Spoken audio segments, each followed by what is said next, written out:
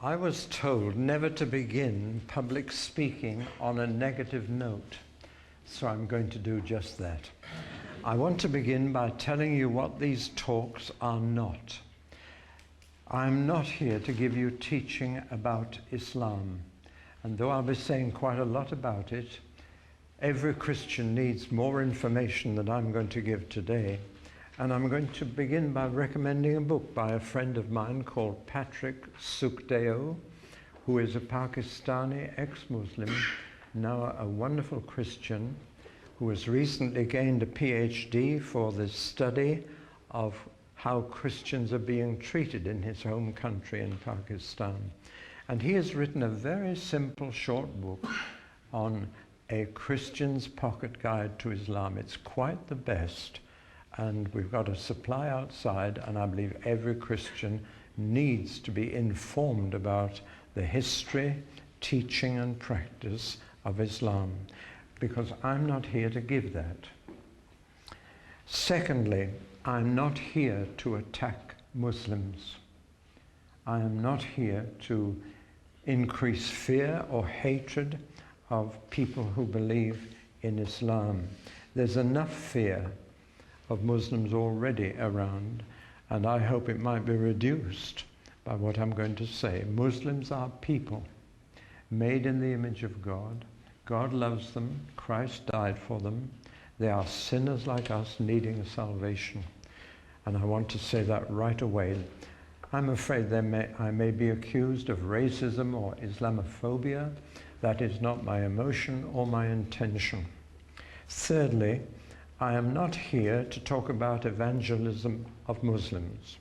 Many others are more experienced than I am in that field, and their advice and wisdom is widely available to us. We are, however, called to serve and save everybody we can. And I want to put the emphasis on the word save, because we don't have a monopoly on service. There are many atheists and agnostics who are engaged in service to their fellow men as much as any Christian. What we do have a monopoly on is saving people. We're the only people with a message for the next world for people. And I believe that saving somebody is the greatest service you can render to them, because it's of eternal value. Nevertheless, others will deal with that. The challenge is to us Christians, and this message is not directed to the public, and certainly not to Muslims, though I guess it'll find the way into their hands, but it's a message to the church in this country. It's a challenge to Christians, because we are now caught up in direct contact with Islam, with the immigration that took place into this country, with their birth rate in this country, with the interest since September the 11th in Islam, which has accelerated astonishingly. We are far more likely to encounter Muslim people in this country now than we were 30 years ago. And so the subject has become part of our thinking. I want to begin with a thumbnail sketch of trends in our society, just to paint the background very quickly and briefly, so that we know where we are. Our society is beset with isms. We're flooded with isms. And I'm allergic to any word that ends with ism, except two: baptism and evangelism. I can cope with those. But all the other isms, including Christian isms, Anglicanism, Methodism, Wesleyanism, Lutheranism, all these isms I'm allergic to. But society is flooded with them. Let's look first at our social life and three isms that have devastated our social life together in this country. Materialism is the most obvious. Living for the physical world, living for possessions, living for what money can buy. We are a consumer society, and that spills over into religion, Because just as people shop around between supermarkets and different products, they shop around between different churches till they find one they like. And in a consumer society, more people are likely to be found at boot sales and in the shopping mall than in church on Sunday morning. Materialism has gripped our society, and of course the essential ingredient for that is money. And we have become a money-oriented society. We are at the moment engaged in a spending spree that is knocking house prices up, and that spending spree is usually a symptom of insecurity about the future. Insecurity over money. Will my savings keep their value? Will my pension come in? Let's spend it now. The second ism that I feel has taken over our society is hedonism, H-E-D-O-N, hedonism. That's the pursuit of pleasure, happiness, even the pursuit of comfort. And of course the essential ingredient now is health. And we have become a very health-conscious society. Because if you haven't your health, how can you enjoy any other pleasure? And so health shops are a feature of the high street as never before. And of course, in a hedonistic society, sex will play a major role. The third ism in our social life is secularism. Religion plays less and less part in public life. It's been privatized. It has become a personal hobby pursued in our spare time. It plays less and less part in public life. It's become a leisure interest. And in a recent Gallup poll conducted by the Reader's Digest office, they listed the most godless nations in the world in order. Japan came top of the world nations for godlessness. Now, I don't know how they defined or measured this, but that was their conclusion. The United Kingdom came second in the whole world for sheer godlessness and lack of religion. I throw that out. Let's look at our mental outlook, because that's even more important than our social life. The way people think, the way their worldview. And I want to mention 3 isms that have profoundly affected the way we think in this country. 500 years ago or so, if you asked anybody in this country, how do you find truth? They would have said very simply, it is revealed by God. Truth comes from Him. And if you say, well, how does it come from Him?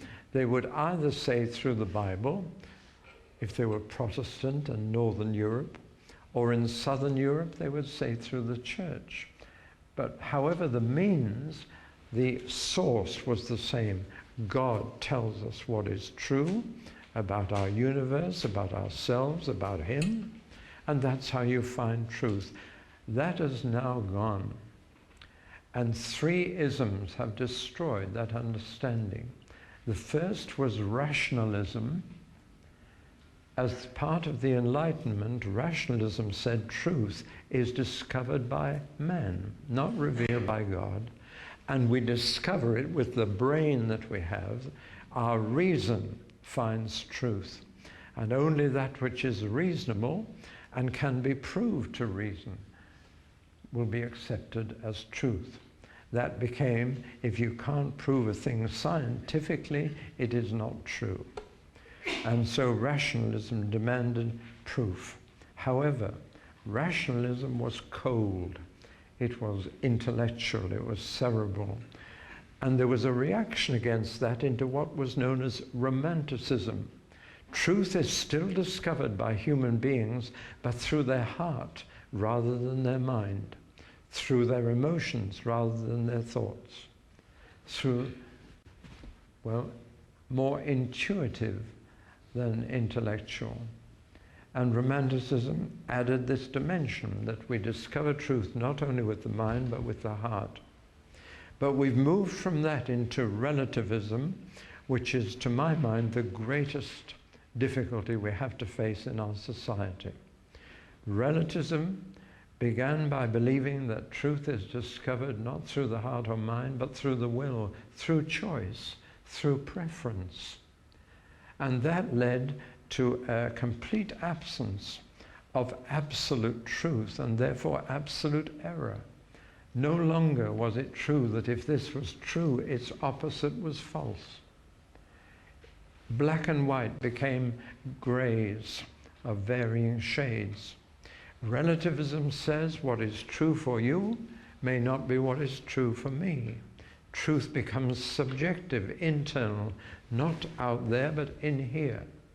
And truth is what I believe to be true, what I prefer to be true, what I have found to be true in my experience. And therefore there is very little in common.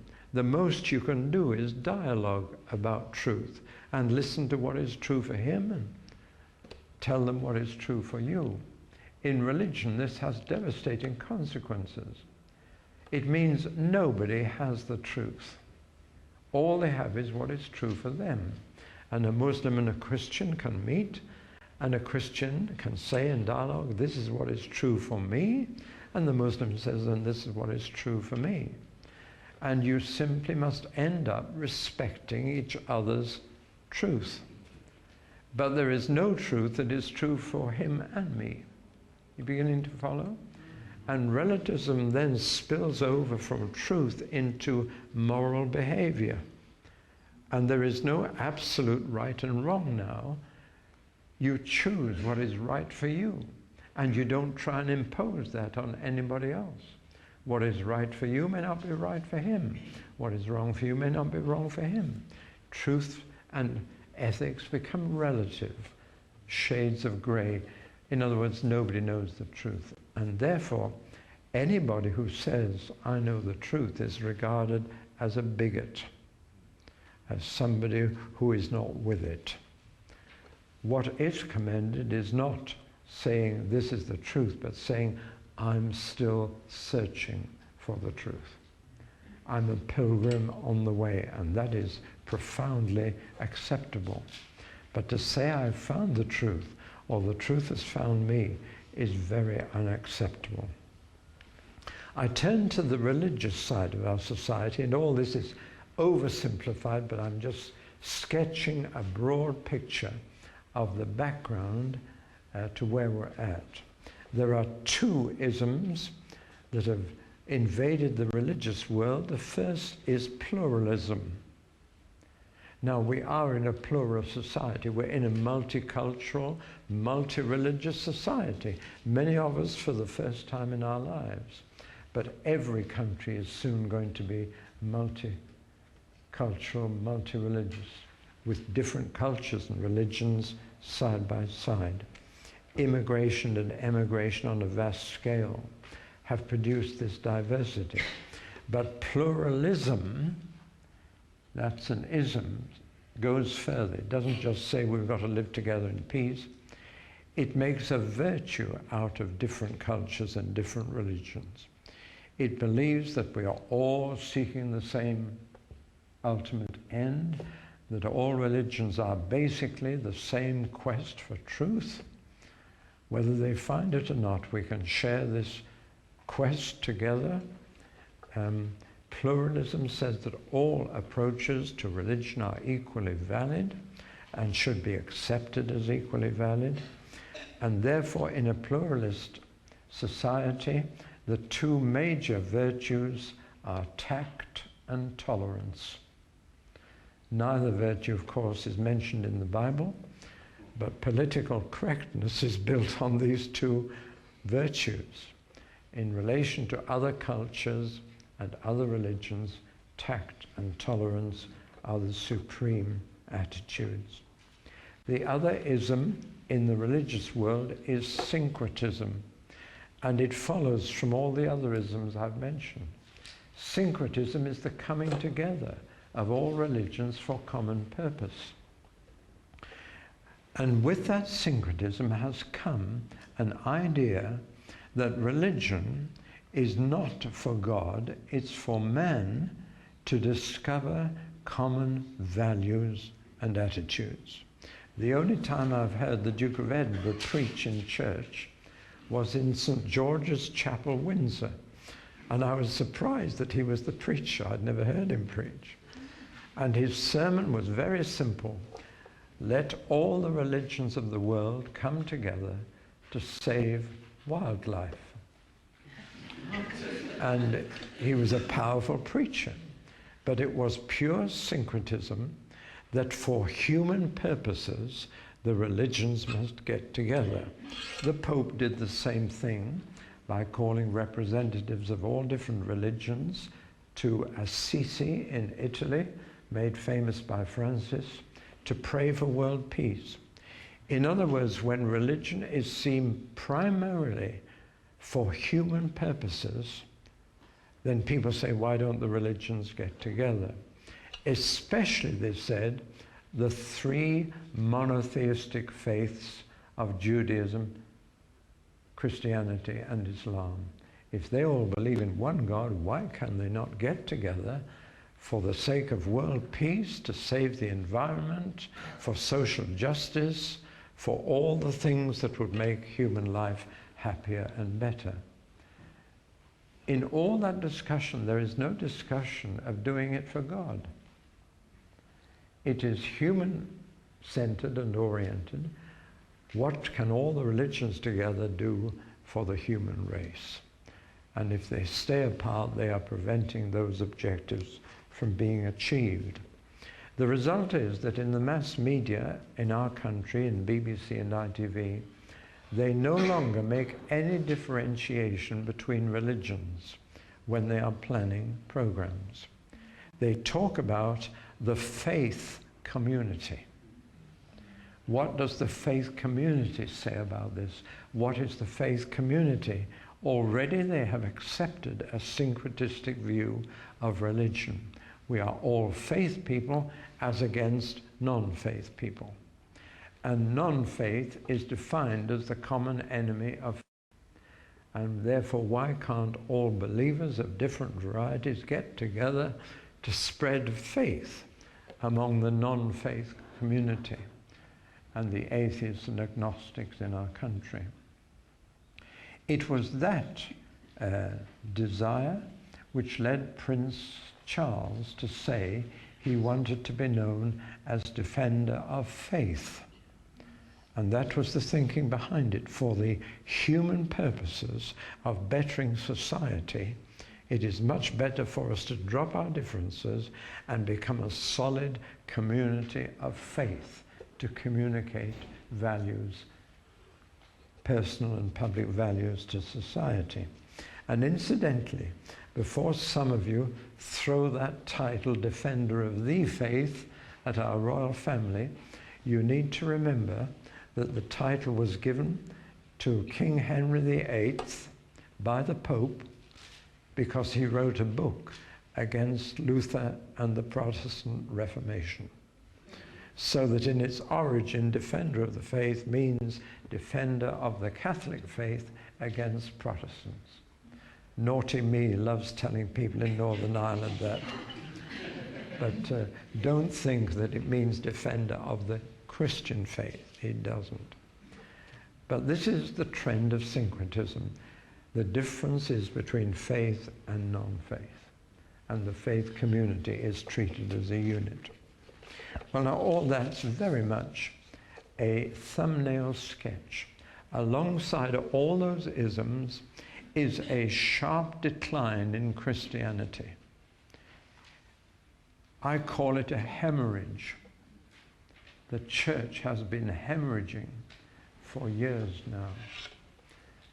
The Church of England was losing 1,000 people a week, especially young people, and now more particularly, the latest figures show losing men. And that's a very significant point which will come up later. The Methodists were closing 2 church buildings a week.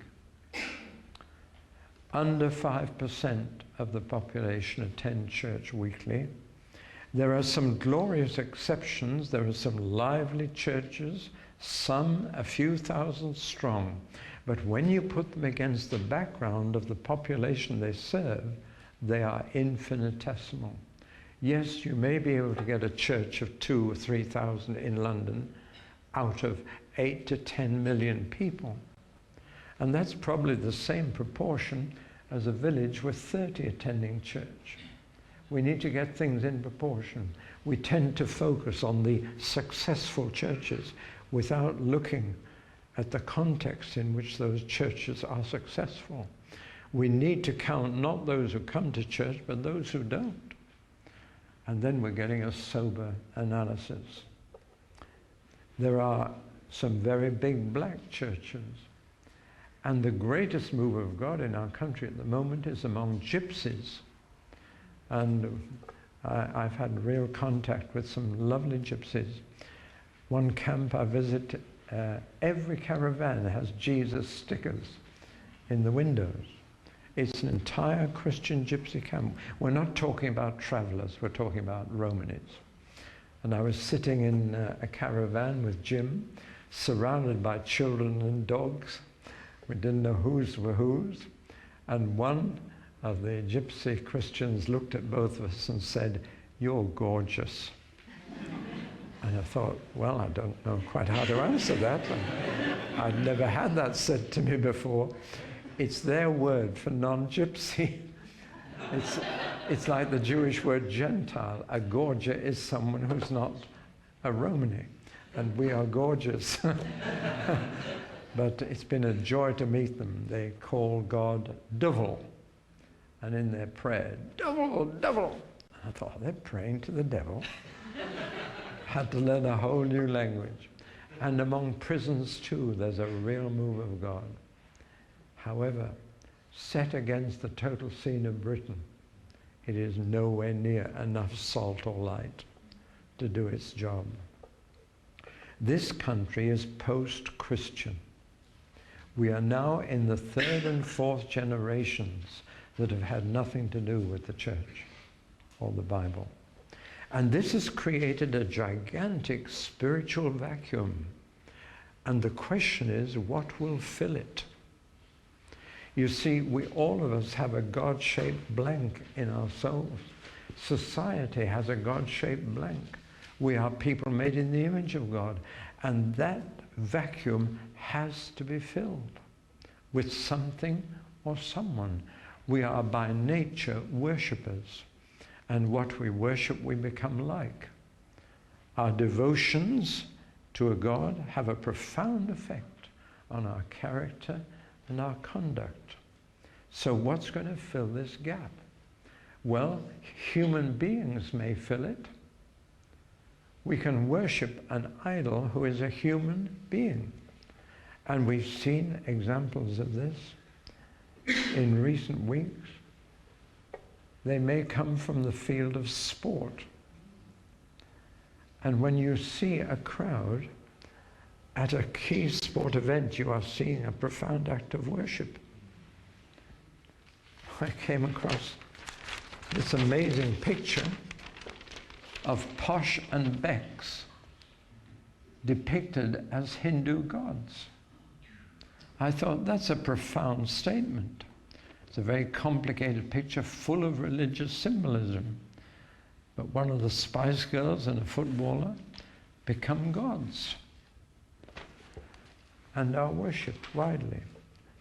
From the world of sport and the world of entertainment, pop stars, stage and screen provide our deities, but they are very fleeting gods.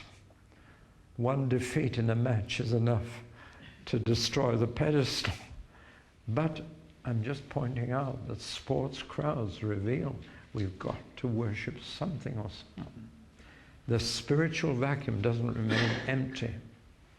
There is a growth in old, ancient paganism coming in this country, returning to those pagan origins of religion here, which we thought we'd left behind centuries ago. The Harry Potter syndrome is just one straw on that water, but it's aroused a huge interest in witchcraft. Those books are not imagination. They are taken straight from modern witchcraft instruction. What else could fill? Occultism could fill. But there is the one other possibility that we are considering today, and that is that one of the other world religions will replace Christianity in this country. And there is one clear candidate for this already within our country, already the second largest religion in our country, and already the fastest growing religion in our country, and that is Islam. So we're not talking about a remote possibility here. It is a world religion.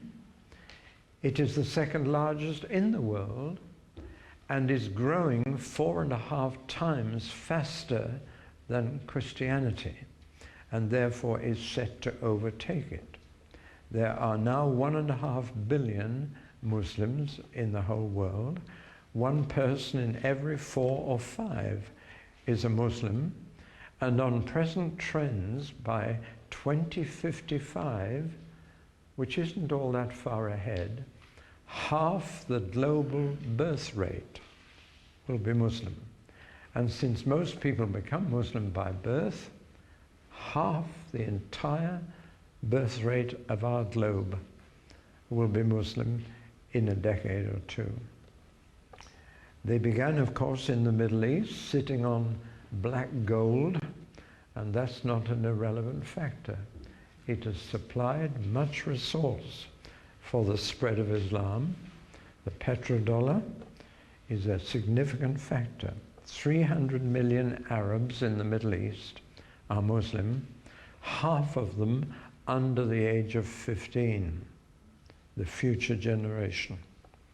They have spread from there eastwards into Asia, where there are now nearly 800 million Muslims, not in Arabia, but in Pakistan, India, and further afield, Malaysia, Indonesia, right across the middle belt of Asia.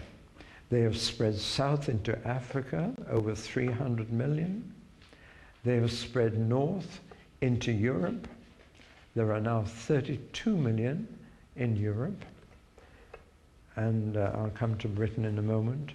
And they have spread west into America.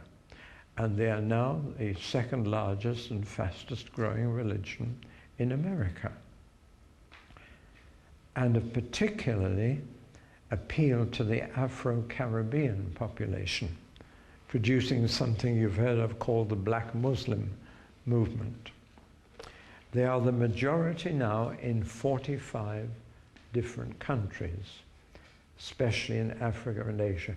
When I say the majority, I mean over 70%, not over 50, over 70% in 45 different countries, with varying degrees of influence in those countries.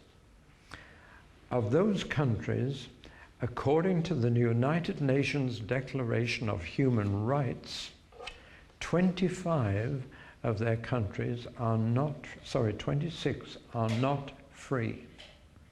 There are 26 in which the United Nations Declaration of Human Rights does not apply. There are another 13 that are partly free, but only 2 of them pass the United Nations standards of human rights. That again is a significant statistic. The 5 largest Muslim countries are Indonesia, Pakistan, Bangladesh, surprisingly India, and Iran. We think of India as a Hindu country, but it's also the largest Muslim country, even though Pakistan and Bangladesh were separated off by Lord Louis Mountbatten's last governorship to be Muslim states, leaving India Hindu. But no, India is still in the 5 largest. Here is a statement made at the opening of an Islamic center in Europe. In the next 50 years, we will capture the Western world for Islam. We have the men to do it. we have the money to do it, and above all, we are already doing it. And that is openly stated. It led one of our leading Christian missionaries to say this. He said, anyone who does not become a Christian in the next 2 decades will probably become a Muslim. Now let's turn from the world scene to the United Kingdom. It is the second largest and fastest growing religion here, as most other countries. In 1951, there were only 5,000 Muslims in this country. And the first mosque which had been built, even years before that, was at Woking, a few miles from here. As you take the train from Woking to London, look on the right-hand side, and you'll see a little old mosque, which was the first one built. There are now over 2 million Muslims, not 5,000, but 2 million, and that's taken 50 years. Of course, most was by immigration, which was legal when the British Empire was dismantled. Now, most is by illegal immigration. And we know the whole question of the asylum seekers. Many of them are from places like Afghanistan, and they are coming in unofficially. There is also a great deal of growth by marriage, especially English women marrying Muslim men, which is encouraged. My wife and I were in a tiny village in the heart of rural England, and we were discussing the whole situation. I said, well, there can't be much happening here in this little village. And we told that 4 or 5 of that little village, 4 or 5 women had married Muslims and were now part of the Muslim faith. We were also told, incidentally, that there was an exhibition of Islam in the little village primary school taking place at that very moment. And this was a village where you thought Islam wouldn't be anywhere within miles. I'll come back to that. There is conversion going on, even among English people of long standing. Not far from us is a place called Greenham Common. It used to be the air base for nuclear weapons of the American Air Force in this country. And I'm sure you heard about the Greenham women who had a protesting Peace Corps living at the main gates. The leader of the Greenham Common Women is now a Muslim and advocating Islam. What a switch. But conversion is happening. They are claiming now that they had 25,000 conversions last year from English people. We'll ask in the second talk why that would happen. But just a little point of interest, Muslims don't talk about converting to Islam. They talk about reverting to Islam, because they believe, as part of their faith, that all of us in this room were born as natural Muslims. And therefore, we have fallen away from our birthright. And when we go back to Islam, we are not converting, we are reverting to what was originally in us at our birth. I just throw that out, so you won't hear them talking about converts to Islam. The birth rate, of course, at least a third of the Muslims in this country were born here. And the birth rate is very considerably higher than Anglo-Saxon birth rate. Now, all this led the Bishop of London to say that by 2004, there will be more Muslims than Anglicans in this country. I would question the 2004. I think it's already happened, because there are 700,000 practicing Anglicans and 700,000 practicing Catholics and 700,000 practicing Free Churchmen. It's neck and neck between the 3 main groups, and all that adds up to 2,100,000, which is the exact number of Muslims in this country. Well, there are many straws on the water. I just run through them. 2 mosques a week being opened. I read one book that questioned that figure and said it's more like 1 every 2 weeks. You can take either figure, but either figure is astonishing. I think many people here became aware of Islam when Salman Rushdie had a fatwa or death sentence pronounced on him for a book entitled The Satanic Verses. A rather humorous incident happened with that. Our police, at great cost, hid him, protected him, and had to move him from one security house to another. And on one of those moves, he was lying on the floor in the back of a police car covered with a police greatcoat. And it passed the big mosque in Regent's Park and broke down right outside the mosque. And it was with great difficulty that it got it going again, got into some new hiding place. But people reading about all this in the paper says, what's going on in this country? Princess Diana, as we know, came within a hair's breadth of introducing Islam into our royal family. I do not believe that her death in the car crash was a conspiracy by anyone. But I have to say I was relieved that that relationship didn't proceed any further. The Queen opened a £2 million festival of Islamic faith, and Prince Philip sponsored a £7 million trust to produce the first authorized English version of the Quran. Now, I believe our royalty does have an obligation to recognize all parts of those who are part of their kingdom, and therefore must be fair to different groups. However, I object to someone in that position being the head of a church. It's incompatible to be the head of a Christian church and yet to be having to act that way. The royal family is under great pressure.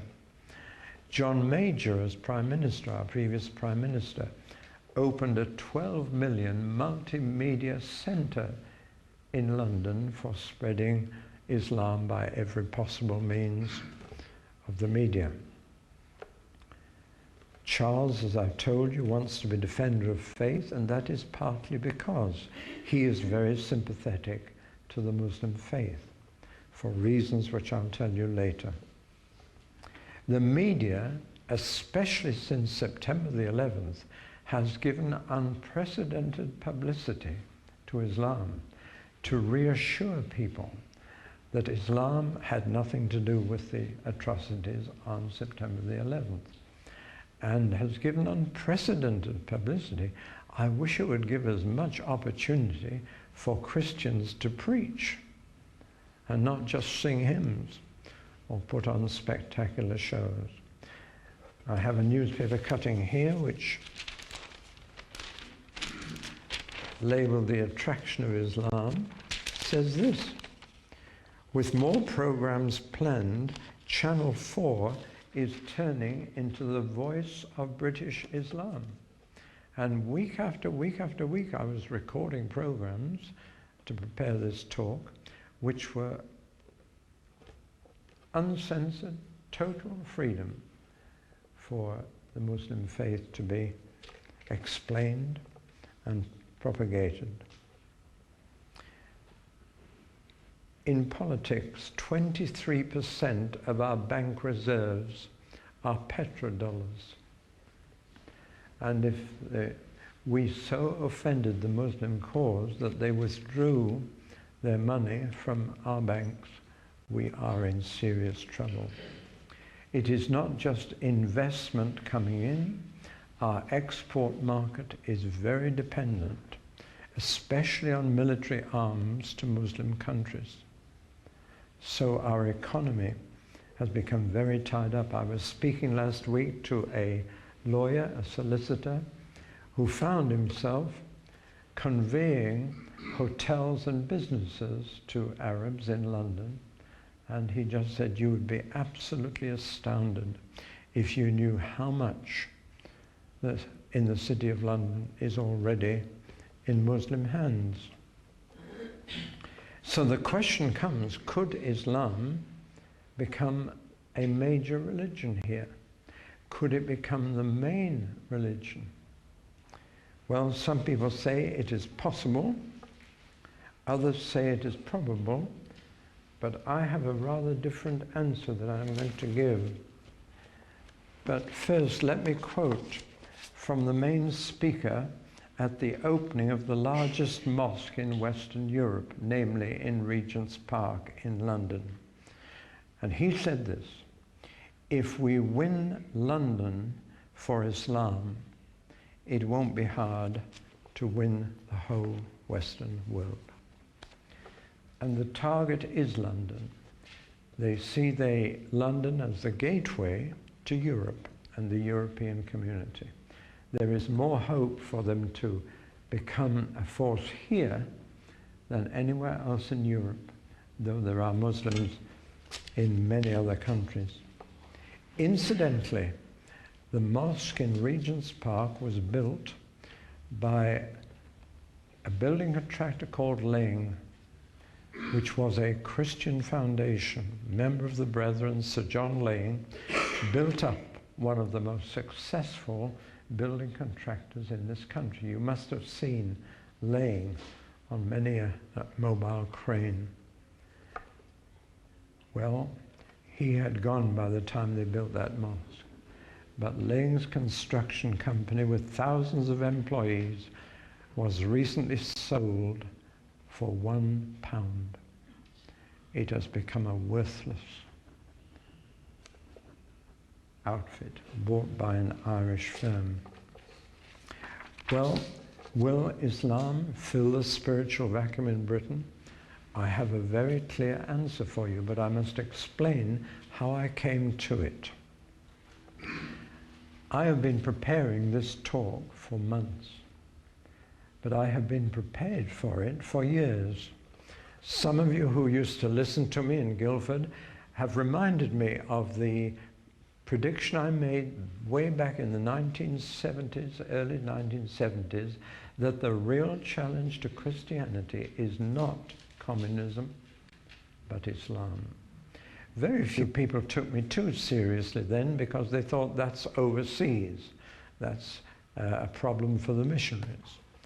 But in fact now, the situation is totally different. And looking back over the decades, indeed it goes back beyond the 70s, every decade something has happened to me that has brought me nearer to this day.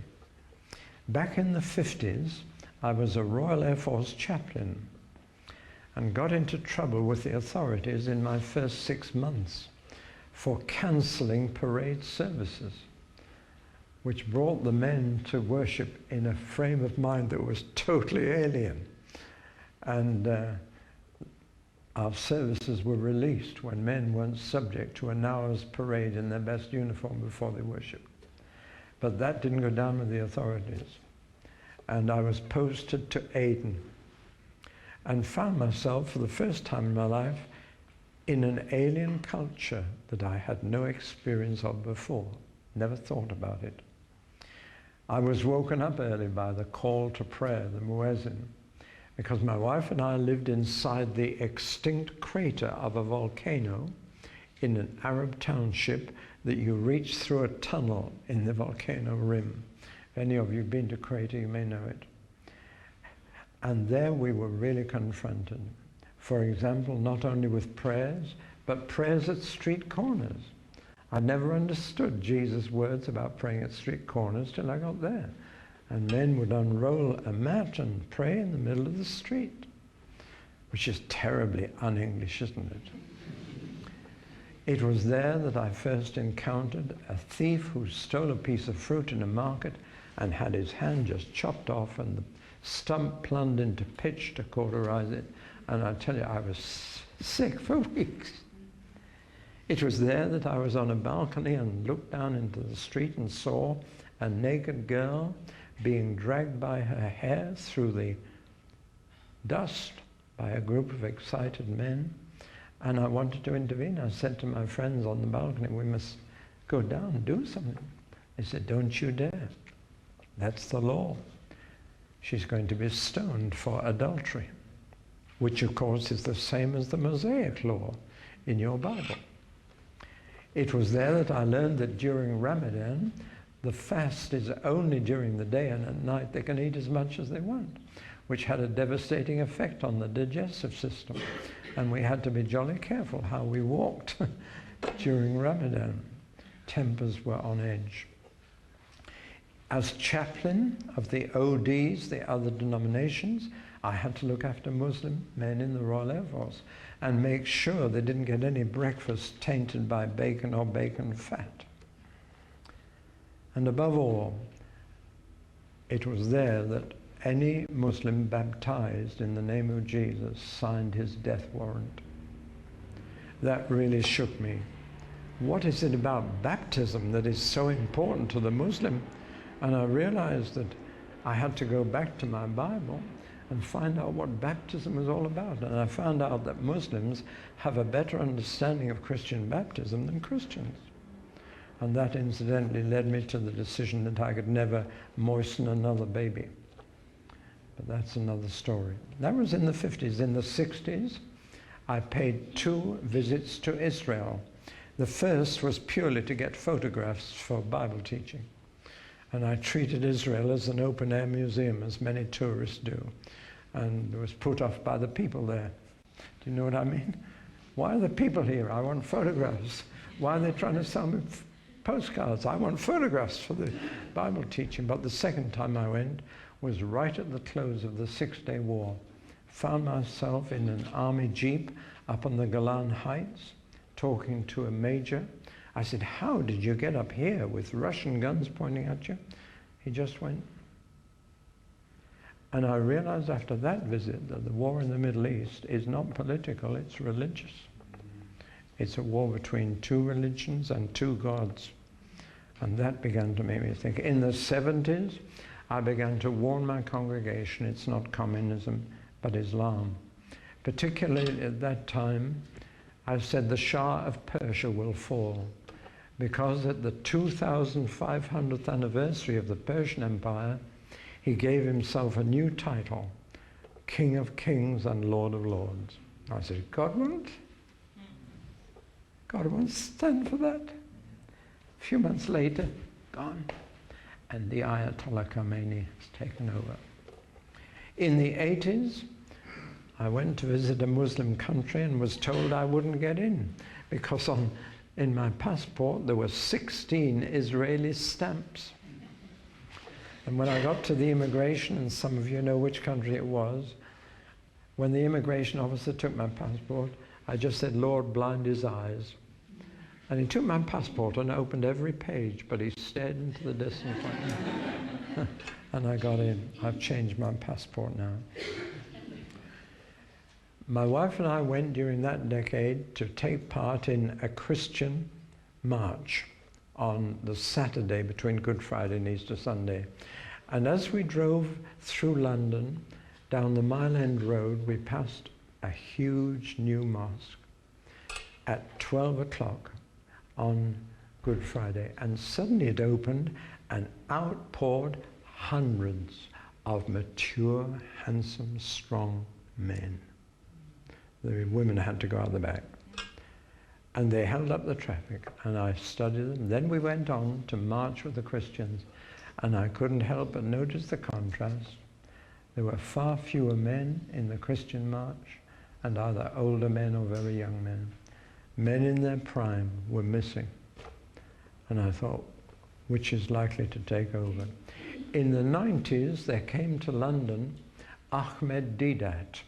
He is or was the greatest Muslim propagandist they had, I think.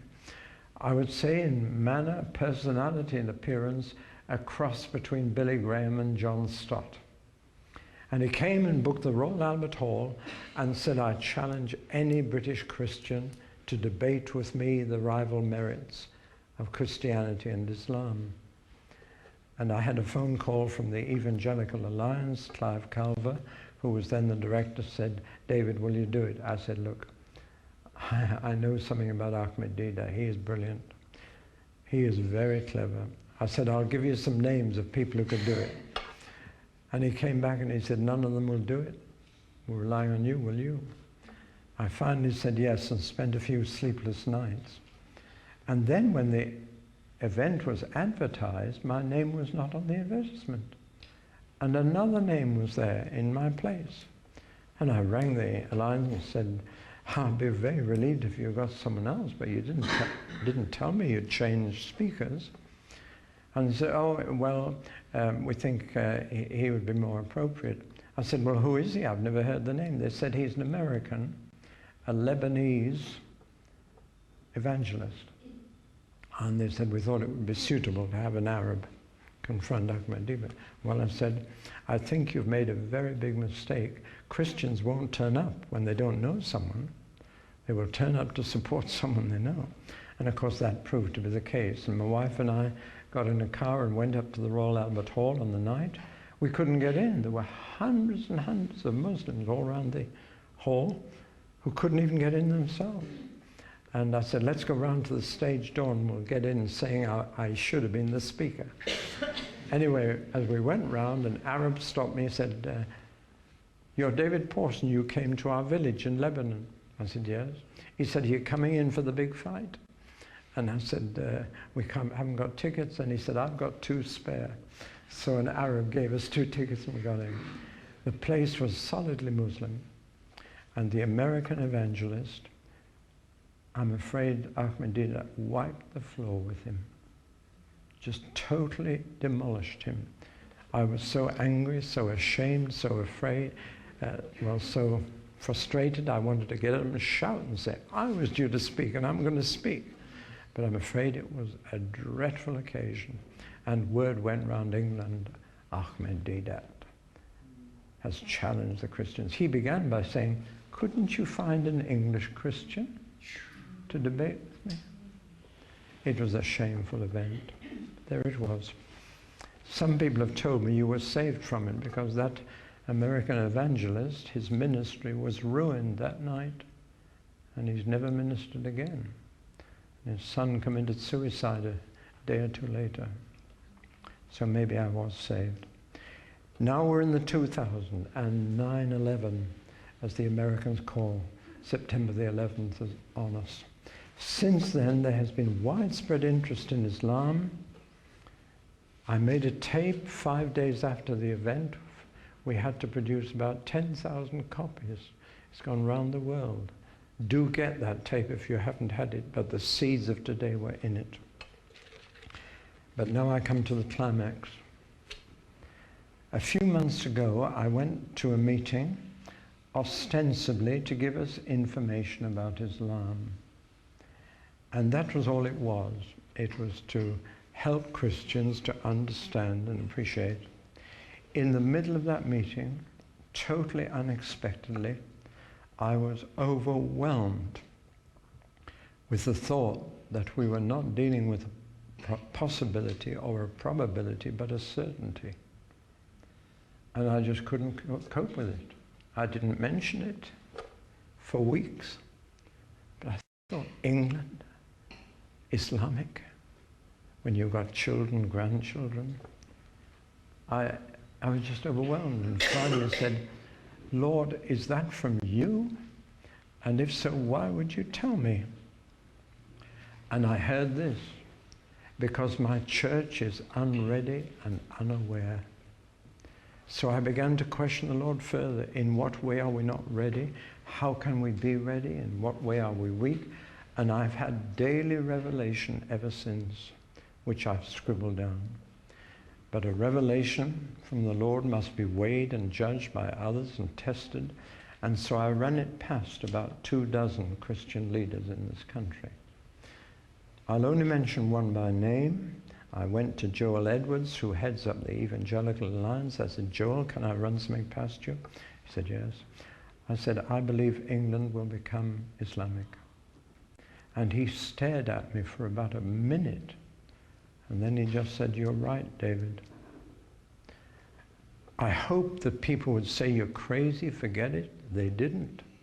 They urged me to share what the Lord has been giving me and said, you must give this message. I've never had so many people volunteering to put my neck on the block. And I just hope they will support me publicly as they have done privately. But I was urged to share the message you're going to hear today. Finally, in this talk, I said, Lord, is there a scripture that would give me a framework for what I need to say, that would enlighten me? And he said, yes, Habakkuk. Now that's a prophet I've majored on over the years, but never in this connection. There is nothing about Islam in the Bible, because Islam came later.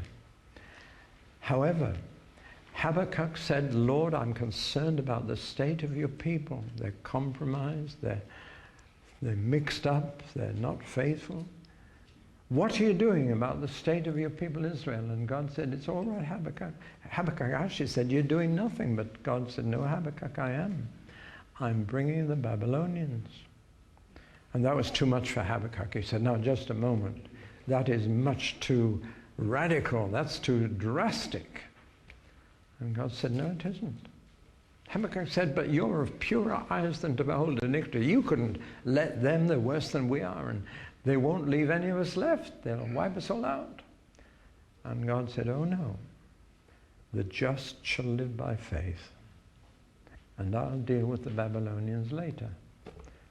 And Habakkuk finished praising God that even if they come and do their worst, I will rejoice in God my Savior. And I got my scripture. And I earnestly urge you to get my exposition of Habakkuk on tape or video, because I believe it's the key to the whole burden I'm sharing with you today.